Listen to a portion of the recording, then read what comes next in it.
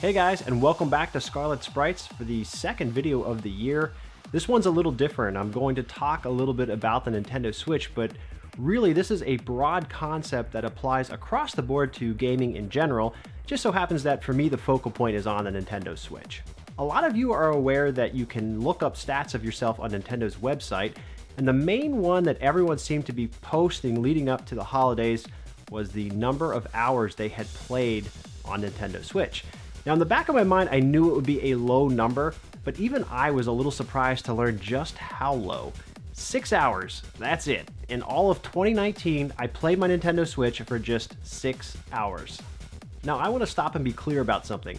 The Nintendo Switch is a great console. It has tons of support, some great first and third-party titles, a plethora of indie games. It has the whole portable thing going for it as well. This is a solid console with a pretty vast library. The problems aren't with the Nintendo Switch, they're with me. Now, the first thing I want to talk about today isn't even really a problem per se. It's just an ongoing change in what is interesting to me. It's no shock to most of you that arcade gaming and the Neo Geo are at the forefront of my gaming. I'd much rather play arcade games, be it on an arcade machine or even on a compilation disc or RetroPie, than I would experience the latest and greatest hype train release that hit this week on a current-gen console. Again, that's just a personal preference for the past versus modern gaming. Sometimes it's time-related where I don't want to invest in something that I know is going to take 30 hours or more to complete, not to mention learn the game's mechanics. Often, though, I just want that quick fix, a game that I can turn on, play for 15 minutes when I actually have free time, and then be done with it. Arcade titles lend themselves very well to that need, so it's no surprise that that's where the overwhelming majority of my attention has shifted. The second part of this is an issue though. In 2019, I purchased a number of Nintendo Switch games, which is apparent from the growing number of cases on my shelf, some of which aren't even opened.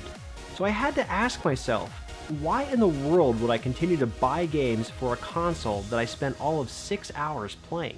It just doesn't make any sense.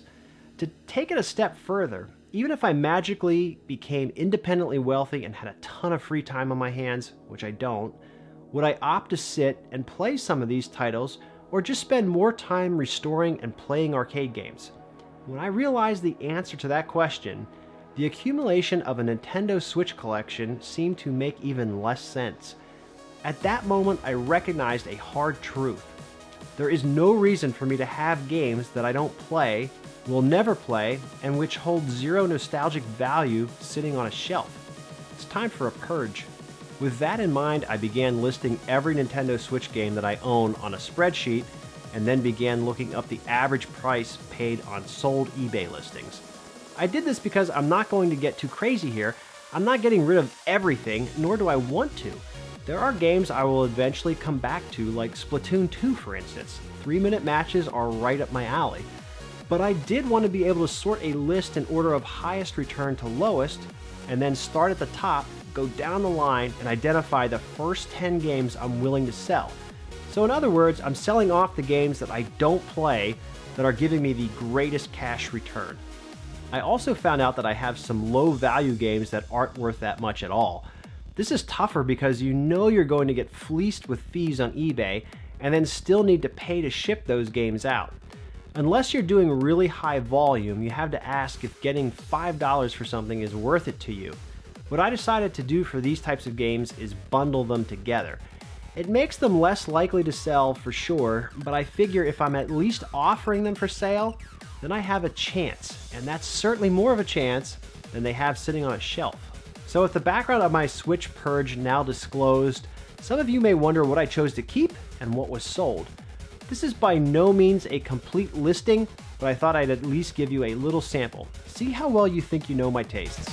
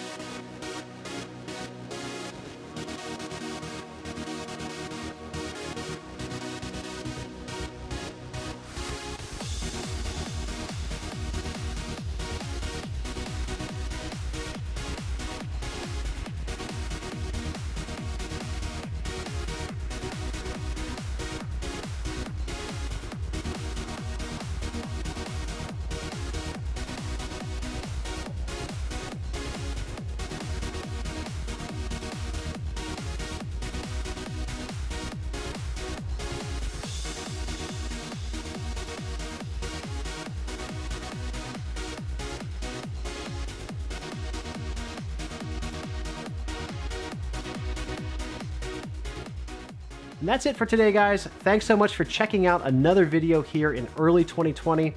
Are you guys doing any downsizing or purging of your own this year? If so, what consoles or games are you looking to sell off? Go ahead and drop your thoughts down below. Like and subscribe if you haven't already done so, and I will catch you all next time. Later, guys.